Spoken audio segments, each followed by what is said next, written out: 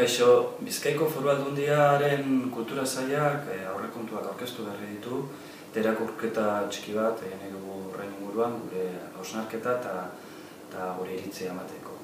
Alde batetik ikusten dugu euskal kulturaren adierazlerik nagusiena den euskar arloan eta sustapenari dagokionez, 1.300.000 euroko jaitsiera proposatu dutela aurrekontuetan eta erabat eta adierazten dugu erabat kontra gaudela, horren aurka gaudela, gure desadostasuna adierazten nahi dugu horri dagokionez.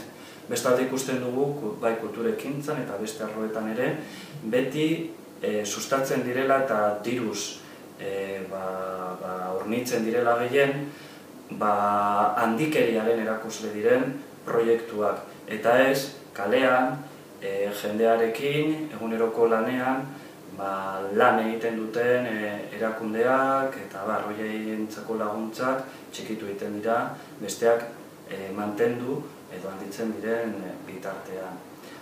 Hori dela eta, gure ustez, aldaketa bat egin behar da horri dagokionez, dirua beste modu batera gastatu behar da, kirol arloan adibidez ez du guzti gastatu behar direnik 500.000 euro, Bizkaialde elitezko kirola sustatzeko eta bultzatzeko fundazio baten egoitza egiteko, krisi betean egonda adibidez hori dela, egin behar estenaren eredu, diru hori gastatu behar dela, kalean dabiltzan erakundeekin eta pertsonekin eta udalekin batez ere. Udalak baitira, herritarrengandik hurbilen dauden erakundeak.